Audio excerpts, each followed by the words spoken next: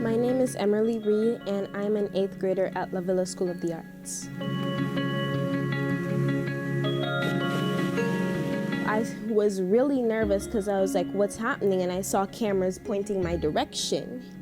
And then she said, tomorrow's leaders competition. So then I sat up. I was like, and then right before she said my name, I put all the things together and I was like, that's what's happening. Emerly Reid. Emerly, come on up. I thought your essay was beautiful. I loved what you said about kindness and seeing each other's humanity. I talk about it all the time, and I think that you are a beautiful writer, and I hope you'll keep on going. Thank you. Emerly is special in the sense that she asked me and then sought guidance from the people in her community for how to do this. And so this was all her. With a little help from Miss Jackson, I rewrote the essay, and I was thinking really hard because, like it says in the essay, I was really confused. I was like, how am I supposed to talk about this? How do I put this into my real world? That line in her speech when she says, this is perplexing to me, because she really thought about it. And that was when she turned a corner and wrote a really excellent essay that I think will inspire the people at the speech and also have inspired her peers. I would definitely tell them to do it, because even if you don't win, because if someone hears that essay, that might impact their life, or just the feeling of writing about this topic is really amazing because it affects the past, present, and the future. When Dr. King said in his book, Strength to Love, darkness cannot drive out darkness, only light can do that. Hate cannot drive out hate, only love can do that. He meant that being mean and unkind cannot get rid of meanness and unkindness in the world, and that only actions of goodness and love can cancel out the effects of darkness, evil, and hate. Love can be shown through an act of kindness, acts of service, or other good deeds. King's campaigns, messages, and protests were all to show that even with injustice as a current threat to society, we can choose to act in love. When I thought about this topic, I was quite perplexed. Scenes of cruelty and injustices that I often see in the news flashed through my mind. Then I asked myself, what would it be like to live in a world without malice, hate, and cruelty? A world in which no one holds grudges and everyone is kind. Then I pondered how the wars currently taking place in the Middle East would not have even started if the people on both sides had decided that they would proceed in love. Palestinians and Israelis' gruesome battle is all over the news right now. Both countries have disagreements on religion and land.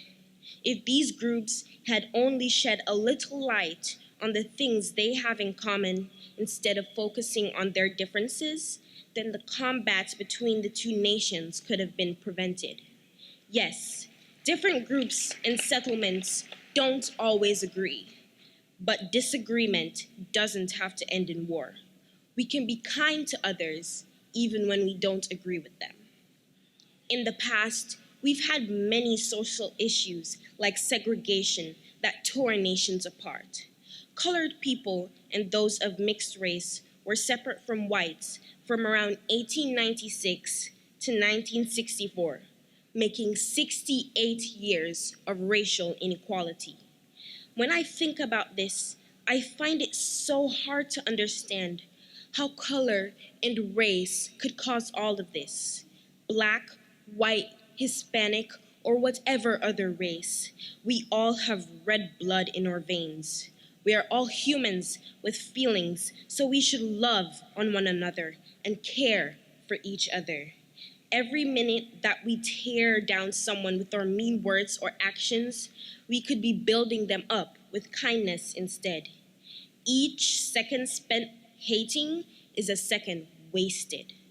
We should treat others the way we want to be treated, and I am sure we all want to be treated kindly. There are so many ways love and light can be used to bring change to our planet. At my home church, we have a food pantry and a homeless ministry. On Mondays and Fridays, the food pantry serves edibles and sometimes other basic things to folks who need those resources. And on Sundays, the homeless ministry goes out and provides for those who require those supplies. Improvement to our society can be made through big organizations like the church or even by a single individual. An act simple as standing up for a victim of bullying in school is an act of light and love.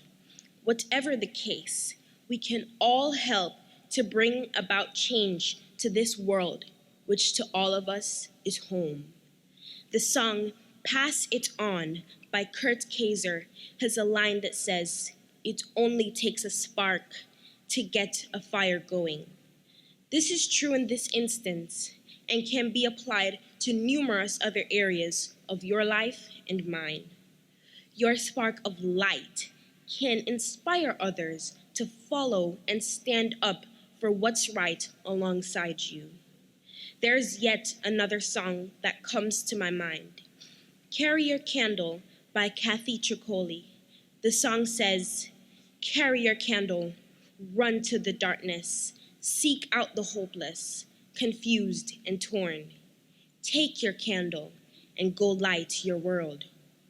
Now, more than ever, we all have a duty to light up this dark world with kindness and love.